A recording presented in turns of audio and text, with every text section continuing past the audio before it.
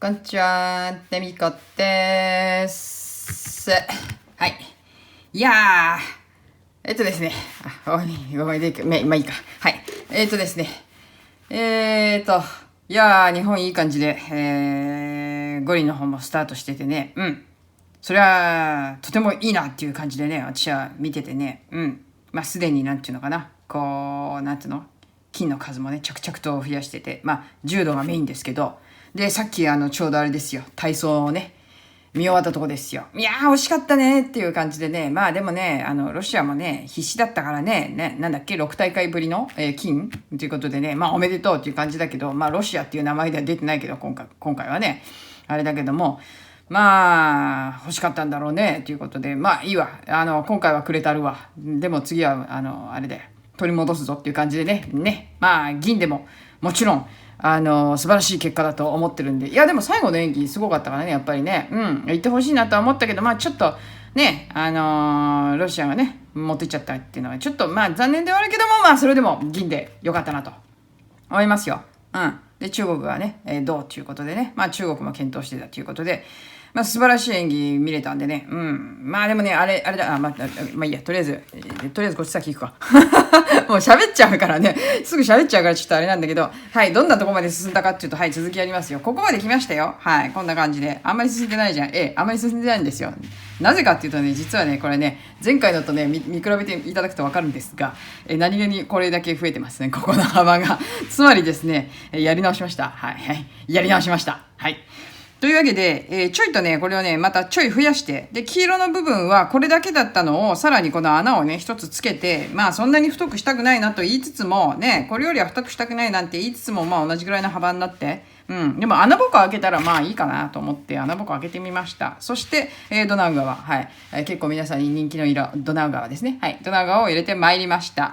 で、今ね、こう2回目のこの穴ぼこボコボコ入れてまして、で、この後はもう筋編みじゃない、米編みをしたらね、まあ終了っていう感じ。結局ね、これはね、どうしようか、超迷いましたよ。これ入れるかどうしようかね。迷ったんだけど、まあ入れてもいいんだけど、どうあれしてもなんかちょっとやっぱりね、イメージがね、なんかこの色じゃねえなっていう感じなんで、まあこの色はね、まあいつか別のことになんか使いたいと思います。というわけで、ぽい。はい。でね、ちょっとね、コメントの方でね、米編みの仕方がいまいちわからんというね、わからないっていう方がいらっしゃったんで、ちょっとそれで説明したいなと思うんですけど、とりあえずこの段はね、あれですよ。とりあえず拾ってくんで、まだ米編みあれですけど、とりあえず喋っちゃおうかなみたいなね、先にね。というわけでね、さっきね、だからね、体操を見せたわけですよね。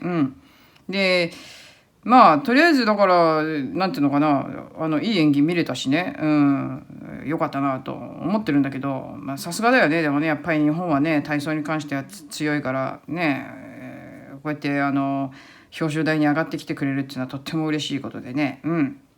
で、これで何かっていうとね、まあね、さすがフランスのテレビだよね。なんていうの、さすがに今回体操はね、最後ね、3チームね、日本と、ロシアと中国が残ったところで、一応最後まで放送してくれました。はい、よかった。よかった。それはよかった。頑張ってくれたよ。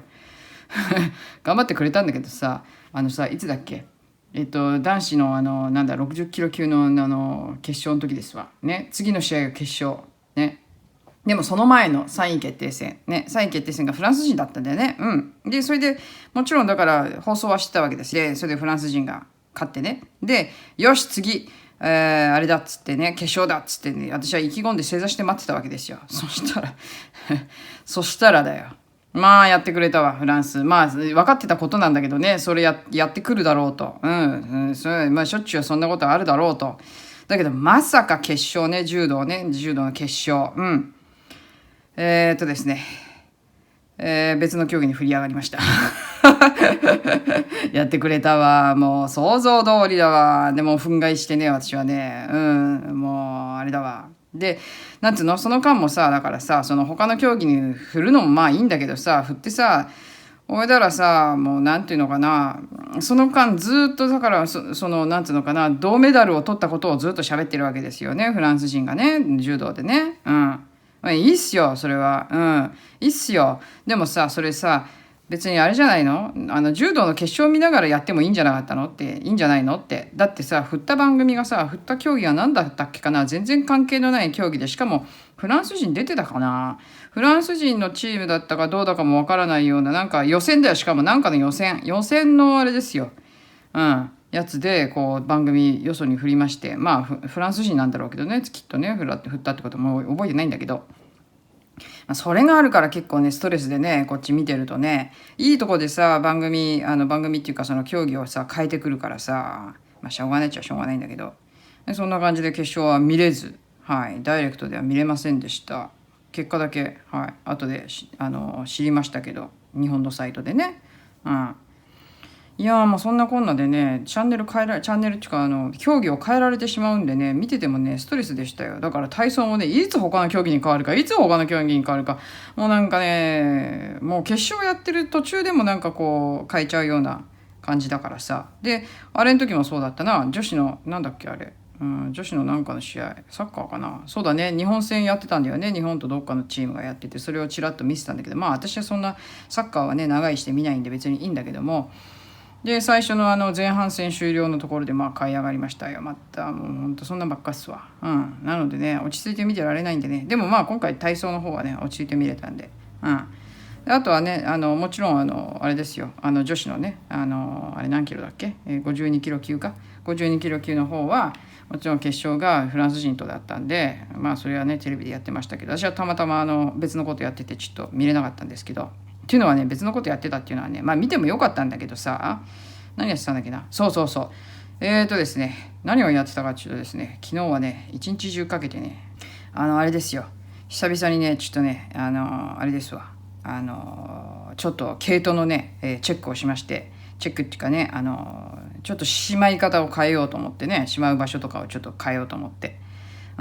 で、それでなんかいろいろチェックしてて、あ、こんな毛糸もあったな、あ、こんな毛糸もあったなっていう感じで、まあ主に冬の毛糸ですけどね、冬の毛糸は大きい箱の中にね、突っ込んどいてね、その辺に置いといたんで、それをきれいになんていうのかな、片付けようと思ってね、昨日は一日かけてもう朝から晩までかけて、本当に、ごっそり毛糸を出して、で、それできれいにしまって、でそのしまう中でね、あ、こんな箱も必要だ、あんな箱も必要だと思って、ずっと取っといたね、あれですよ、ティッシュの箱を6箱ほど取っといたんですけど、6箱7箱か7箱取っといたんですけど、それをねちょっとね、ちゃんとした箱に、仕立て上げまして、これもね私よくやるやつですよ。紙工作系のやつでね、よくやるんですけど、箱を作り上げまして、でそれを使ってしまおうなんつってね作ってみたんだけれども、なんかうまくしまいなくて、結局その箱は、ストックになっておりますが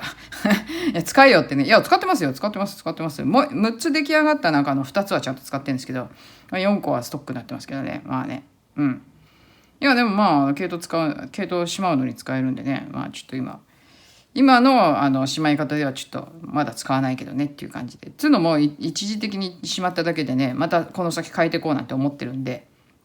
でもね、久々になんていうのかな、系統をね全部出してきて、で、あ、これもあったな、これもあったっていうのをチェックしてたら、意外とちょっとあれかもしんない、今年の冬、またこれ靴下だなみたいなね、そう靴下用の系統がいくらかあったんで、これちょっと冬物第1号は靴下になるかもしれないなんて思いながらね、昨日いろいろいじくってて、でね、この前ほらどっちゃり買ってきたコットンの糸とかね、そういうのもね綺麗に整理して、やっとなんかこう使い勝手が良さげな感じでしまうことができたんで、よしっていう感じでね、これからまたあれですわ、編み物はかどりますわっていう感じで。でもねやっぱ思うよね、私はねほら溜め込む人だからさ、結構いらないものを持ってたりするんだよね、キープしちゃうタイプで。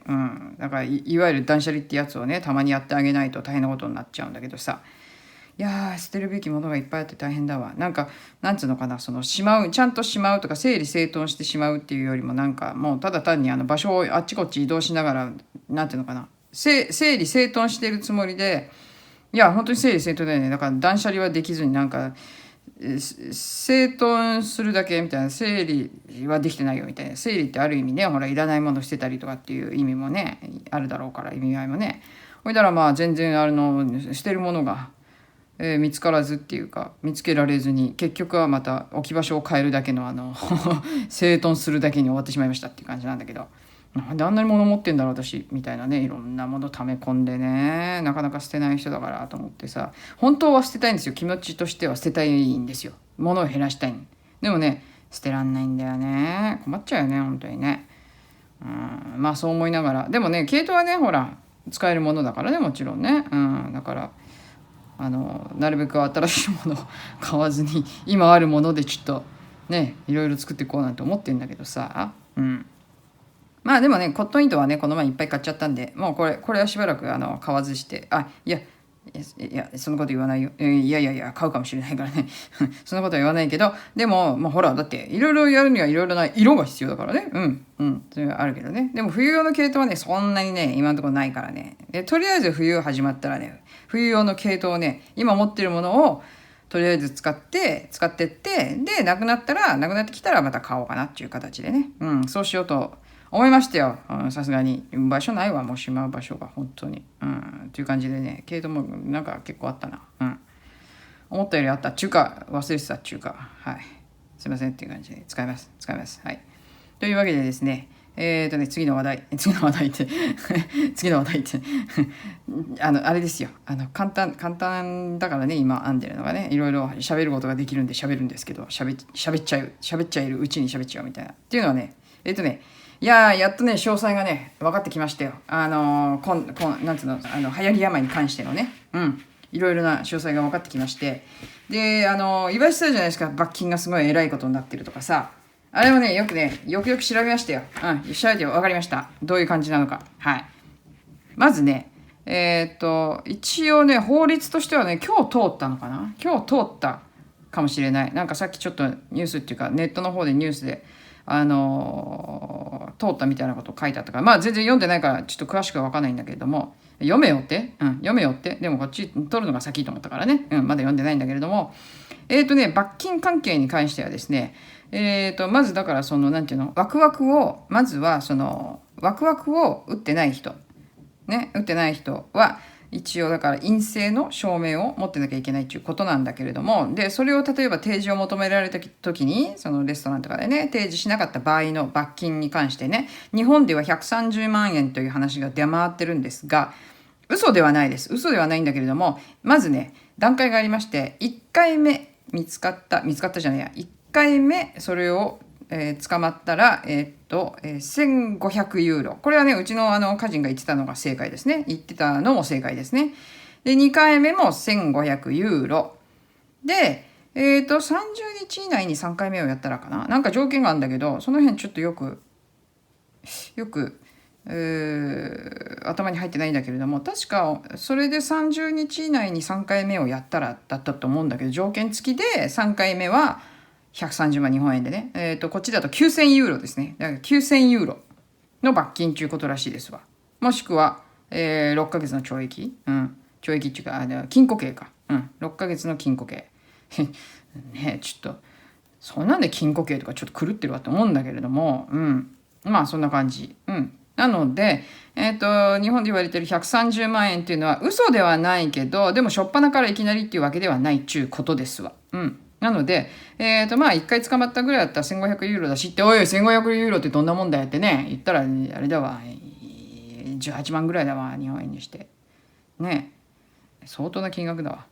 ということなんで、よーく調べました。はい。で、私パリに行けないかもって言ってたんですけど、一応、だからコントロールが入るのは、フランス国鉄って言われていた、SNCF っていう線で、主にそのコントロールするのは距離が長い線、つまりあれですね、TGV、いわゆるフランスの新幹線ですな。それではコントロールすると。で、私が普段乗っている、郊外高速鉄道およびパリ市内から出ているその地下鉄ね、パリ市内の地下鉄はコントロールしないそうなので、証明書がなくても乗っても OK ということでございますよ。もうそれ聞いてほっとしたわ。これでね、パリに行けますよ。パリに行くことはできます。まあもちろんね、レストランとかカフェとかはもちろん証明が必要なんだけれども、それでも一応パリには行ける。そして小さいお店、ね、いくつだっけ ?2000 平米以上の2万平米か。2万平米以上の、その、大きい、なんていうの、ショッピングモールみたいな、そういうところは必要だけれども、そうじゃなければ、普通のちっちゃいブティックとかは、まあ全然 OK。まあこれは知ってたんだけどね。うん、OK なんで、まあとりあえず電車に乗れるっていうことが分かったんで、私は安心しました。うん、それだけで。うん。で、とりあえずだからオフィシャルっていうかその、公式には8月1日からっていうことなんですけど、実質もう始まってますね。うん、21日から、7月の21日から実質始まってます。はい。で、公式には、8月1日からっていうことなので、まあ、その前に一回行けたらパリに行きたいなと思ったんだけれども、特に用事がないわけです。用事がないのに行ってもしょうがないんで、なので、まあ、行くことはないと思いますが、でも8月に入ってからもね、別にね、電車に乗れるから、まあ、とりあえず一安心でいいかなみたいな。うん。だから思ったよりは気が楽になりました。だから少しね。うん。で、友達にちょっと相談したわけですよね。やっぱりどうしようかなっていうのがあって。だから別にさ、そのどうしようか打とうか打たまいか、打つまいかっていうことじゃなくて、まあちょっと愚痴を聞いてもらうような感じでね。ねえ、ちょっとそんな感じで話をしたら、まあもうちょっと様子見てもいいんじゃないのっていう感じで。うん。だから、まあ、様子見ですわ。やっぱりね。うん。で、まあ9月になってどうなってくるかもわからないし、で、とりあえず、テストが、有料になるのは一応9月からっていうことらしいので、8月中は一応無料だし、うん。だからどうしても必要であれば、まあ、テストすりゃいいっていう話でね。うん。で、9月になってどうなるか本当にちょっとわかんないんだけども、だからほら、日本行きのためにチケットを取らなきゃいけないでしょ。で、飛行機はだから必要なのね。でも、陰性証明でいいはずだから、だから、まあね、陰性持ってればいいんじゃないのっていうことで。うん。だから別にワクワクってなくても、とりあえず陰性ならば乗れるっていうことなんで。うん。だから、まあ日本に帰ることもできるし、あとはもう様子見。本当に、その後のことは様子見。うん。っていうのはですね、なんと、聞いたところによりますと、今やってるその、ワクパスね、ワクワクパスポート。はい。まあ、こっちの言い方としてはね、パスサニテつってね、健康パスっていう感じかな。直訳するとね、健康パスっていうんですけど、で、それが結局有効なのが今のところは10月、11月の10日までっていうふうに期限切ってるらしいの、もうすでに。うん。本当はなんか政府としては12月いっぱいまでにしたかったらしいんだけれども、そんなに引っ張るなっていうことで、一応期限としては、だから、11月の10日まで、なんでそんな中途半端なんだって思うんだけども、でも約だから、8、9、10、約3ヶ月ちょいですよね。うん。3ヶ月ちょいの間のことなので、でも分かんないよね。冬になって秋になって冬になってどういう状況になっていくから、今もね数が増えてるから、まあでも感染者数ですけどね、死者数はそんなに増えてません。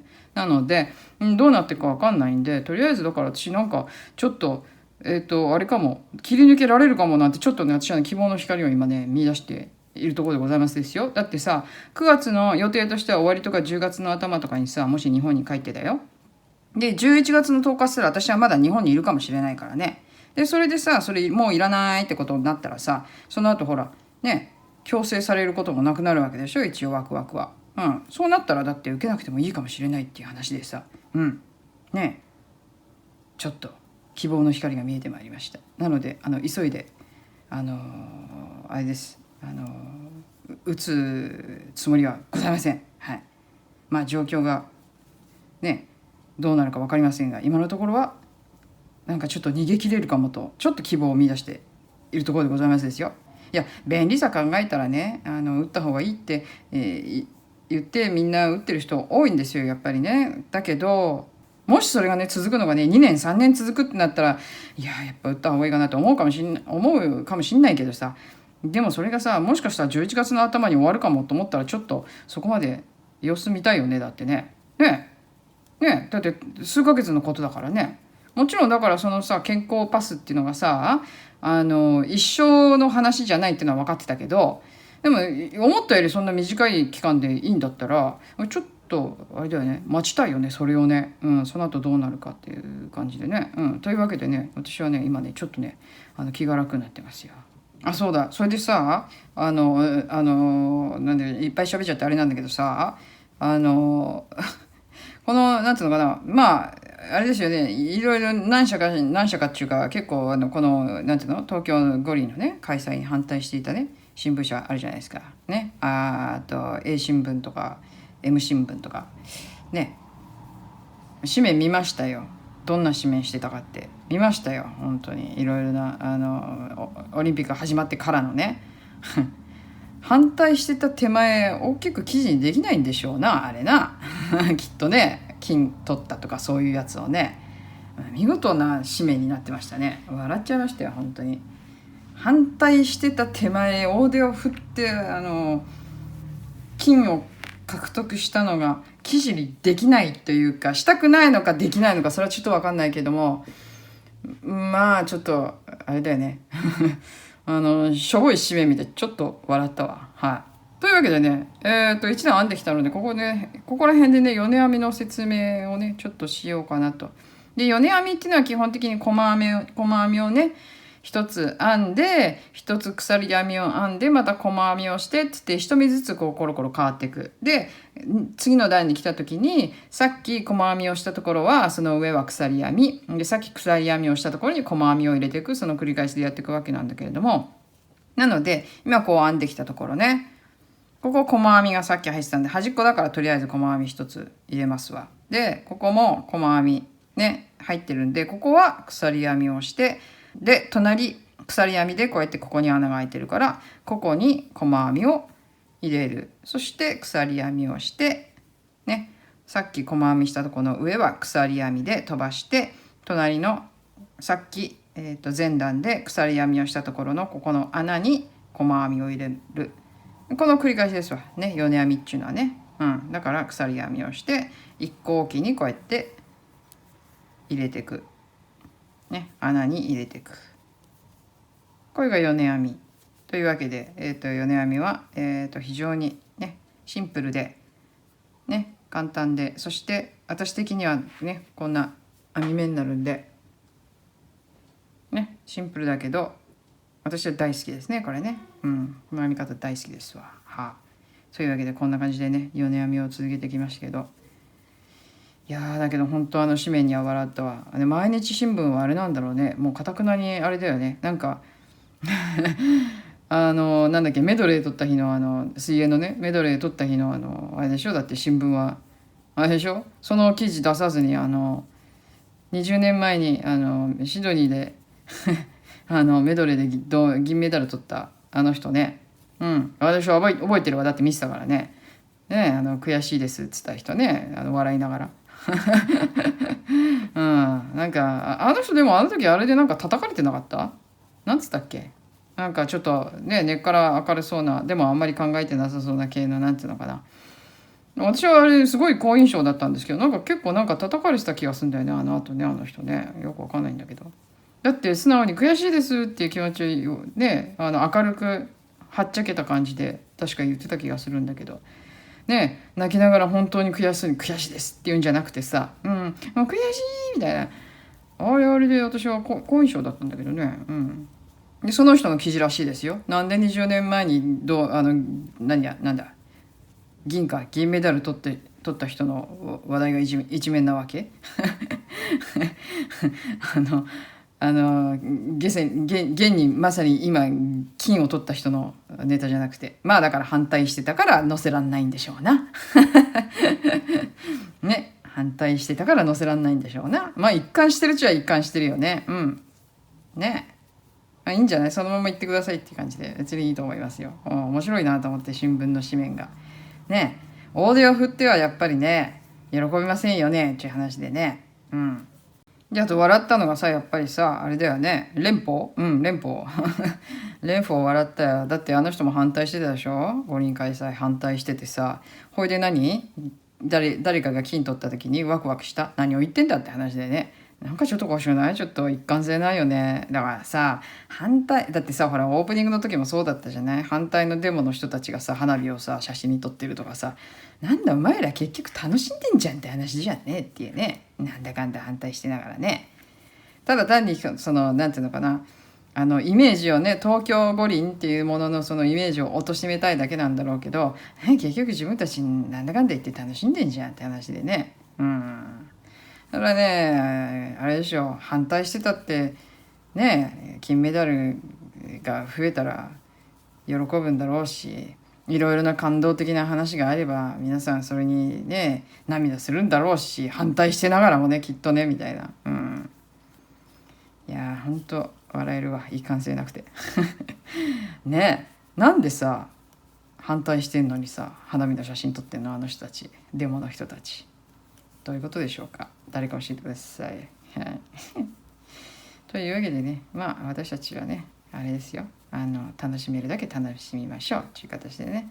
うん。じゃあ本当はね、あれですよ。なんか見たい競技はね、見たいですよね。うん。だけど、なんせそうそう、私が見ない理由の一つがそれなんですよ。やっぱりね、フランスのテレビはね、フランス人中心に映すから、次に日本人って言った時にさ、すぐに競技変えたりするんで、他にフランス人がいると。それがむっちゃストレスで、そうだからね、それもあってやっぱり見なくなったっていうのはあるかな。まあでも見ないだけで、私が見ないだけでうちの家事は見てますよ。だからリビングに行けばついてるんですよ、テレビね。ついてるんだけどさ。なので見たいと思えば見れるし、日本人が出てくると呼んでくれるしなのであえてかじりついて見るあれもないんで、そんな感じでございます。はい。じゃあちょっとこれをどれぐらい入れてこうかな、あとな。あと2段、3段。もうちょっとか。このぐらいかな。もうちょっとかな。どんぐらいかな。わかんないな。いや、意外とでもパスッとやめちゃうかもしれないね。あと1段ぐらいでやめてもいいかもな。ちょっと待ってね。今何センチだ？何センチだ？ちょっと、徐々に終わりに近づいてますよ。さあ何センチだ。いやもうさ、結構なさ幅になってきたからさ、カメラに収まらないどころかテーブルにも収まらない感じで編んでてちょっと編みづらいんだよね下にダラーンと落ちちゃってさ、ちょっと大体でいいわ。大体で50センチ超えてるわ。55センチぐらいもういいと思いますよ、これで。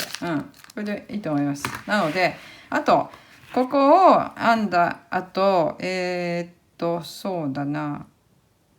いやー迷うな。ちょっとわかんない。どれぐらい編むかわかんないけど、ちょっととりあえずでも、この最終的にはもうこの、米編みで終了ということになるので、とりあえず終了のところまでじゃあね、編んでいこうと思いますよ。はい。編んでいこうと思いますよ。その後フリンジ入れていくんでね、まだまだ終わりません。もうちょっとですが、まだまだ終わりません。なぜフリンジがね、ちょっとね、手巻きでやるんで、そこそこ時間かかるんでね、まあ、それを全部動画にするわけではございませんが、やり方とね、あとどんな感じで進んでるか、もしかしたらまた喋るかもしれないしね、っていうことでね、はい。なので、じゃあこれはね、もうあれですよ、終わりのところまでずっと、この、なんていうのかな、編み方でずっといこうと思います。はい。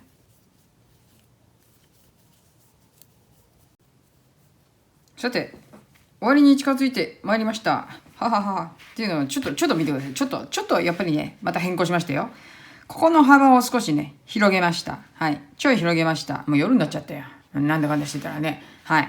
で、このね、広げた理由っていうのはね、なんかね、もうちょっとあと2段増やしたんだよね。2段増やしたの。それ5段だったんだけれども、7段にしました。7段っていうのはここの太さと同じなんだけれども、ちょっとね、これをね、5段にしてたらね、ここがちょうど5段ぐらいなわけですよ。まあ6段なんだけど、なんかね、ちょっとバランス的にどうなんかなってちょっと思ったわけ。だったらこことここを同じ太さにして、で、ここ黄色入っていくから、それでもなんかパッと見た目同じようには見えないみたいな、ちょっと目の錯覚みたいな感じで。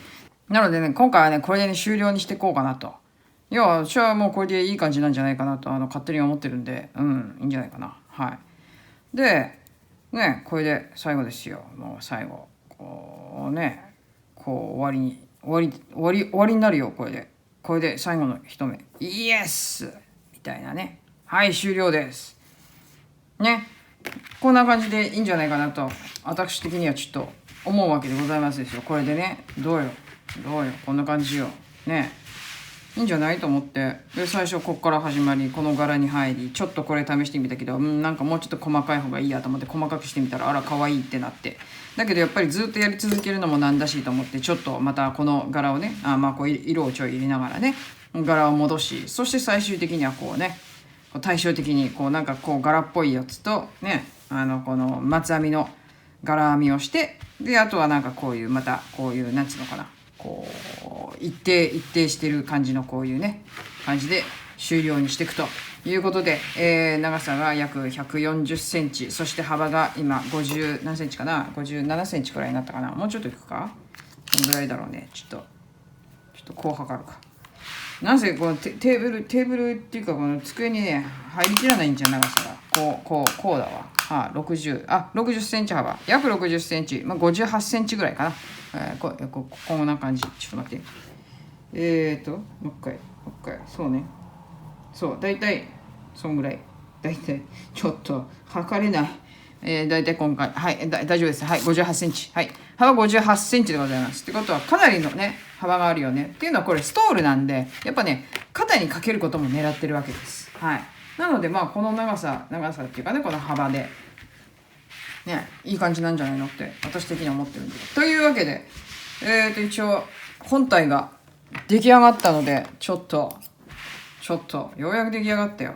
時間かかっちゃったね。しゃあないということで。はい。ちょっと待って。これ私ピッとさ、これ今こうやって普通に出したけどさ。ちょっと待ってね。もう一回。こう入ってて、ちょっと最後細い方で止めるわ。広がんないようにね。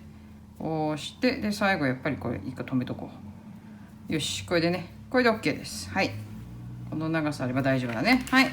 というわけで、本体完成しました。というわけでね、ここからね、今度はね、このフリンジをつけるべく、さあ、じゃあどうやってつけておこうかって話なんだけれども、基本的にはですね、これが一応、こんぐらい余ってるから余裕でしょ。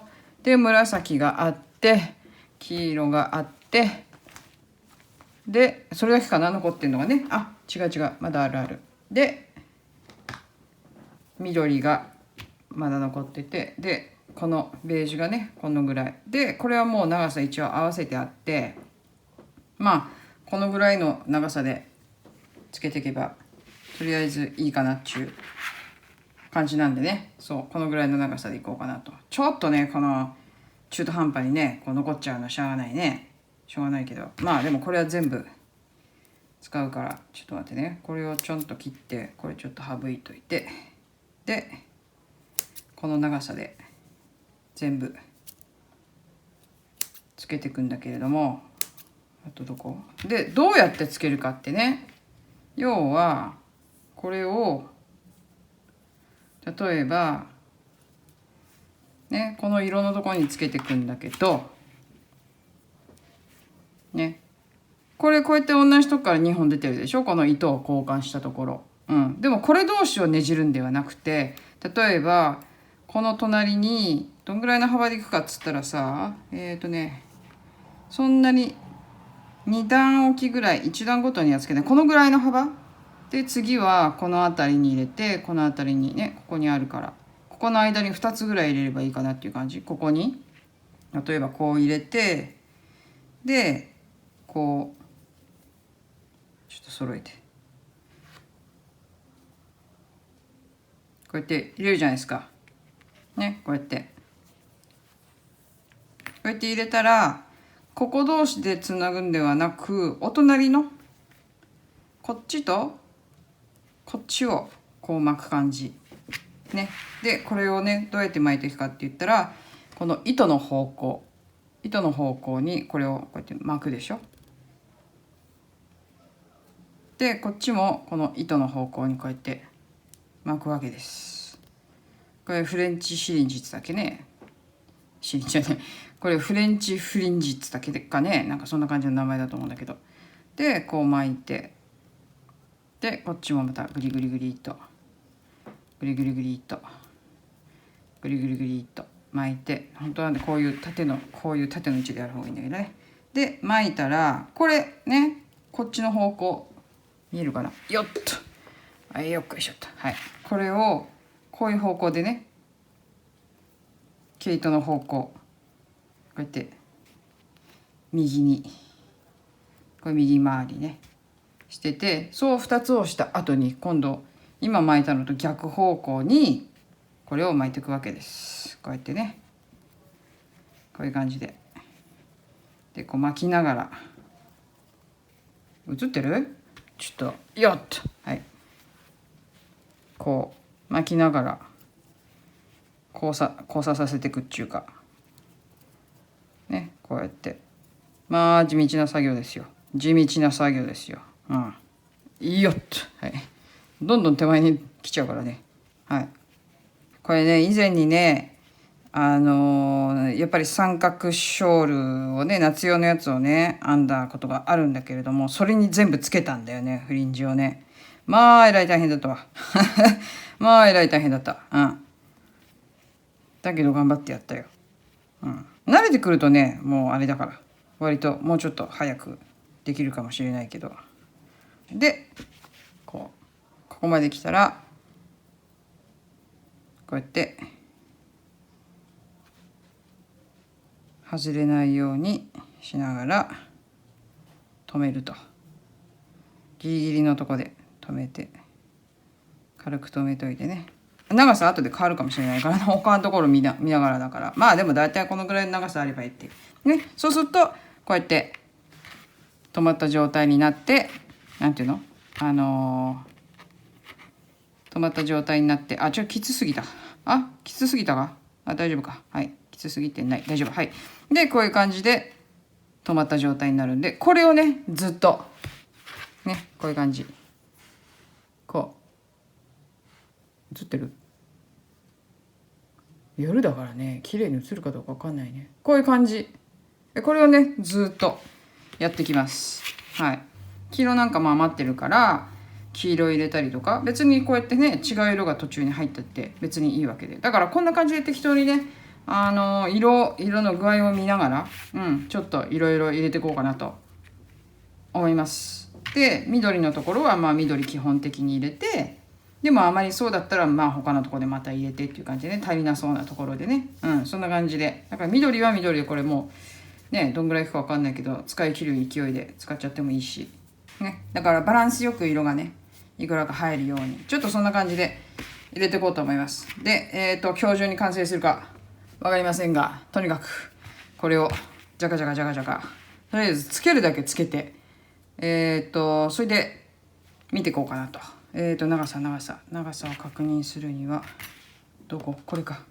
でね、結局ね、まあ、これの、まあ、糸の太さもあって、結構な厚みっていうか、なんつうんだろうな。結構ね、これつけてみるとね、まあそこそこ暖かかったりするわけですよね、なんとなく。だからね、季節的にはね、秋とかがやっぱりいいかな。冬でももしかしたら使えるかもしれないね。冬でもいけると思う。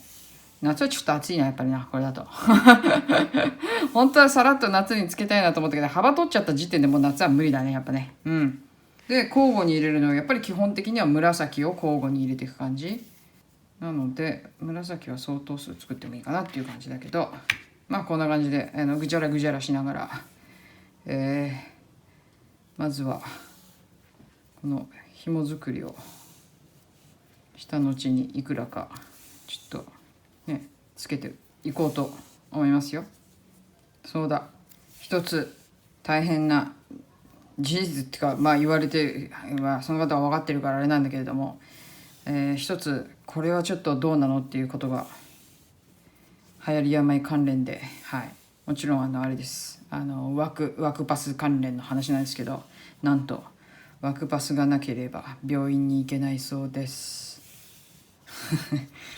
どうなのそれ。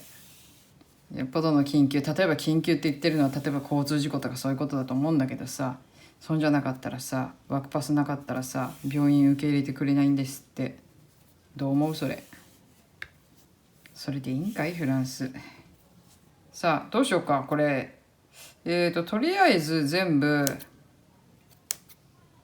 切った分を今日の夜つけてねじねじして、まあできるとこまでやって、まあでも終わるのは明日の朝かな。いや夜中中やるってことじゃないですよ。夜中中やるってことじゃなくて、最後の撮影をするのが明日の朝ってことですよ。言ってきますけど、夜中中やりませんよ。寝なきゃ。頭痛いんだ今日ね、実はね。そう、この頭痛はですね、またおにゃにょこの日が近いんですよ。もうその頭痛ですわ。もうほんとね、勘弁してほしいよねっていう感じなんだけど、ほんとね、頭痛いんだよねこれ。いやほんと、もう勘弁してほしいわ。この頭痛本当に毎回悩ませれるんですけど、薬が効かないんだよね。なんでだろうね。薬がねあんま効かないんだよ、こういう時のって。普通の頭痛だったらさ、普通薬飲んだらさパッと効くんだけどさ、だけどね、このね、月経前うんちゃら症っていうのかもしれないけど、もしかしたらねってやつかもしれないけれども、とにかくこのなんていうの、このおにゃにょこひに関するあれですよ、頭痛はね、もうほんと効かない薬が。だからね、ちょっと今日ね、喋りにね、精細さをね、もしかしたら書いてるかもしれないんだけどね、実はね、それはね、そのせいだということで、勘弁してください。すいません。いや、でも、もう少しで終わるはず。もう少しで終わるはず。そう思って期待してるんですけどね。本当どうなの？ワークパスがなかったら病院行けないとか、どういう神経だ？なんだよね。人の命を何だと思ってたって話だと思うんですけど、なんか変なとこつけちゃって。ちょっと、これは良くないかも。でも大丈夫か。そんな細かいとこまで人は見てないよって話でね、ここいらでちょっと黄色とか入れちゃおうか。ね。黄色とか入れちゃったりしてね。ちなみに今何時だ？今、もう11時だわ。11時だわ。もう、まあいいや。はい。頑張ります。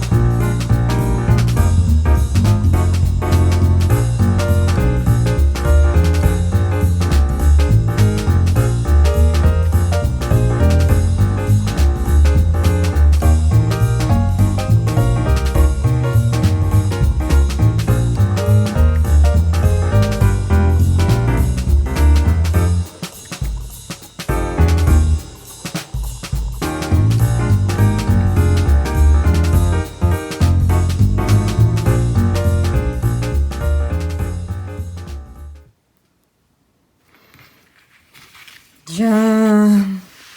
見てください。ほら。終わりました。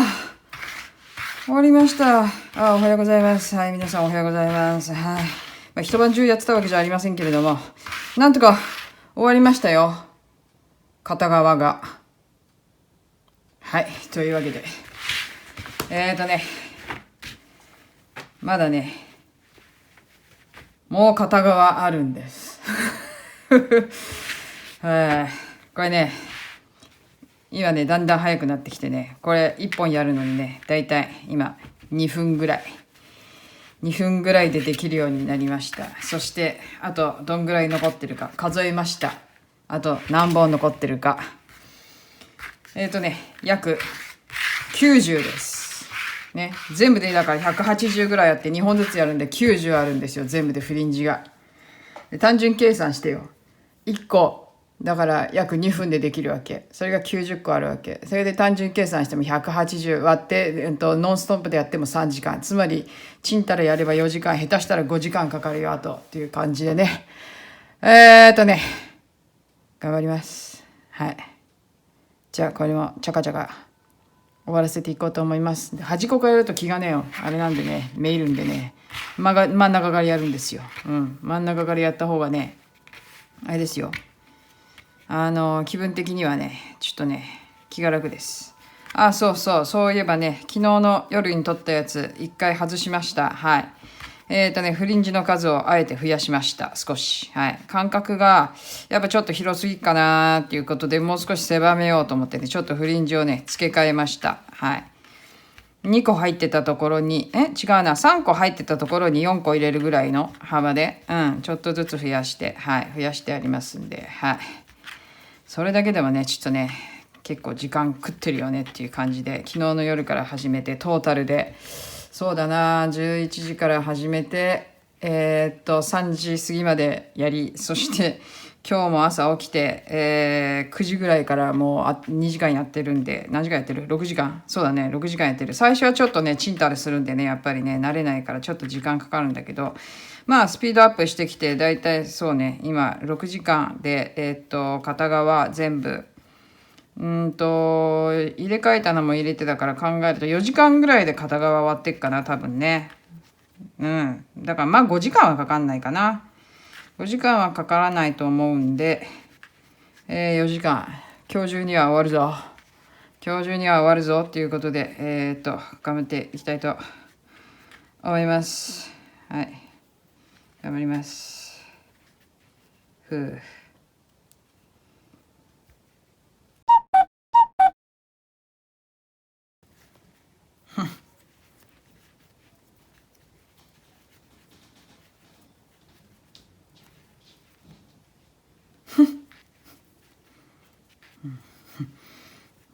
戻るよ。戻っちゃうんだけど。どういうこと？はい。いや、そんなもんです。そんなもんですよ。いや、そんなもんなんですけどね。もうちょっとです。もうちょっとです。もうちょっと。これが最後。これが最後。もうちょっとです。これで少しこうやって、で、詰まってるから、こう詰まりをね、ちょっと戻して、で、端っこ。で、このままキューッと持ってきて。はい。終了。終わりました。まあ、終了って言ってもね、このフリンジがね、終わったわけで、あとは、これをね、いや、終わったわ。何時間さっきからこっち側やり始めて、まあ、お昼時間合わせて、お昼時間込みで、5時間。はい、5時間。まあ、お昼ね、ほら、ね、あれだから、ちょっとオリンピック見たりとかね、それもあったんで、まあ、そうね、大体3時間かな、だからね、3時間ぐらいじゃない片方。3時間ぐらい。で、最後ちょっとこうやって、ね、先っちょだけ、ちょっと合わせて長さをね、こうね、ちょっとね、バサバサしてる感じのやつを、ちょっと合わせて、いやー、長かった。いや、頑張ったよ、頑張った。これ、ちょっと、ね、どんな感じだろう。全体像まだなんか見えてないっちゅうか、なんせテーブルがほら、ね、小さいから、折ったりしながら、ね、やりやすいように、扱いやすいように小さく畳んでやってたから、ちょっとどんなもんかわかんないけど、まあ、とりあえず、こんな感じで、もう徐々に終わりへと近づいているわけでございますですけどね。ちょっといやこれはあれじゃない、もしかしたらこの夏一番の対策になっちゃったんじゃない、これ結局ね。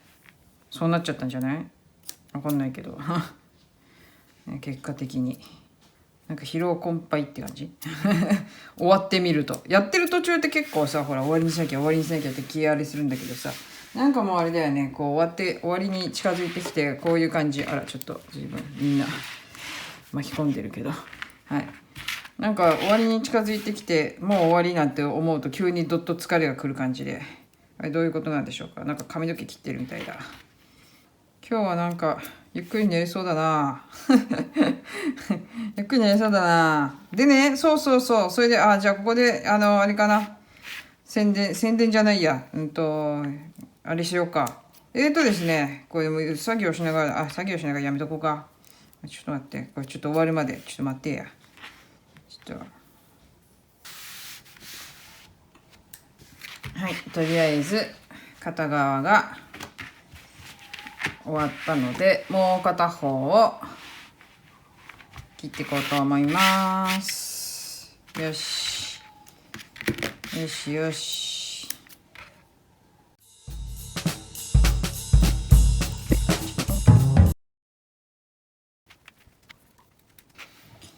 はい今度こそ完全に終了でございます。はい、こんな感じで両方切りました。はい、というわけで柄はですね、ちょっと待ってくださいね。ちょっとあれ、どうやって折ったら綺麗に見える？はい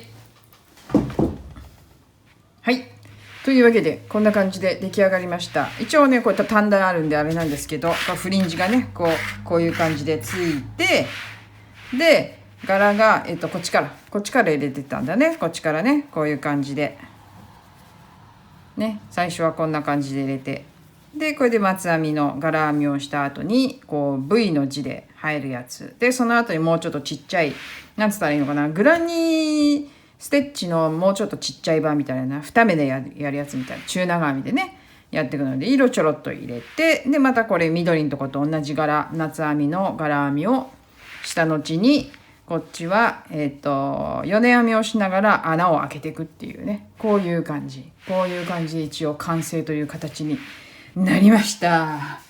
いやもうね、なんつったらいいのかな、もうね完成してね、なんつったらいいのかな、解放って感じ完成というよりも、いやもう解放されたって感じ。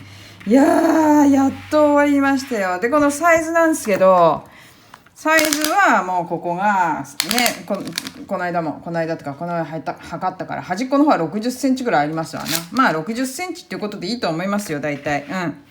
60センチちょっとひっくり返してみて、中の方はどうだろうね。測るとこによっては58センチぐらいかもしれない。ここ59センチ。だから59、60とかそんな感じです。まあ伸ばせば60。はい、こういうことで。はい。なので幅60センチ、結構大きいです。そして長さがね、これ測ると大変なんであれなんだけど、140センチです。で、フリンジがだいたい10センチぐらいかな。ね、12センチ。だからフリンジの部分を合わせると、フリンジが 12×2 になって24センチプラスになるんで、そうなると140センチに24センチだから164センチぐらいってことかしら。そんな感じ。だから首に巻くともうほんとちょうどいい感じ。で、物的には結構ね、厚さもね、そこそこあるんで、これ下手したら冬もいけちゃうんじゃないのかっていう感じで、本当はね、ちょっと夏場のちょっと涼しい時用になんて思ったんだけど、それでもちょっともしかしたら暑苦しいかもしれないから、秋ぐらいから、でも秋からは使えるかな、色的にもね、こんな感じで。どうでしょう皆さん。こうね、カメラにねドーンと入らないからね、ちょっとフリンジの部分をじゃあ出しておきましょうか。こうやってね、見た目フリンジが出てた方がなんかいい感じじゃん。写真も撮らなきゃいけないしね、後でね、サムネ用の写真も撮らないとよし、じゃあこう出しといて、はい、というわけで、これね、きれいにはい溶かしてあげました。こうやってね、はい、というわけで、完成。イエーイ。いやマジね、なんかね、やりきったと思うよ。これすっごい頑張った。いや対策になっちゃった。今年の冬はつけるもんいっぱいあるねこの前の冬も三角ショールを編んだし、いやでもねいいよね、この四角もね、やっぱりね。ストールとかほら肩にかけれるでしょ、やっぱり。でそれを考えての60センチ幅だからね、やっぱりね、この幅ね60センチね、肩にかけることを考えてのっていうことなので、いやでもこれ冬使えそうです。